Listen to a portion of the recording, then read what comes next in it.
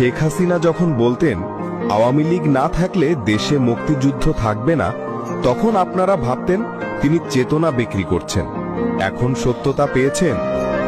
তিনি যখন বলতেন একটি দেশের কথা মতো আমি যদি সেন্ট মার্টিন বন্দর ও করিডর দিয়ে দেই তাহলে আজীবন ক্ষমতায় থাকতে পারবো, তখন আপনারা ভাবতেন ক্ষমতায় থাকার জন্য এইসব বলছেন তিনি। এখন সত্যতা পেয়েছেন।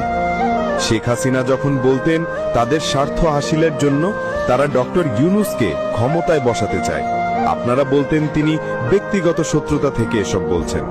এখন সত্যতা পেয়েছেন। শেখ হাসিনা যখন বলেছিল কোটা আন্দোলন একটা বিদেশি ষড়যন্ত্র, আপনারা কান দেননি। এখন বুঝতে পেরেছেন। শেখ হাসিনা যখন বলেছিল জঙ্গিবাদ ও মৌলবাদ দেশের মূল সমস্যা, আপনারা বলতেন সবই নাটক। এখন সবকিছুই দিনের আলোর মতোই ফকফকা। অপেক্ষা করুন, আরো অনেক কিছুই দেখতে পাবেন। তোমার থেকে যা আসে তার সবটুকু সুন্দর, হোক সেটা ফুল অথবা তার কাটা, হোক সেটা জীবন কিংবা কাফন। সবসময় মনে রাখবা, মানুষের দেহ মরে কিন্তু প্রেম মরে না।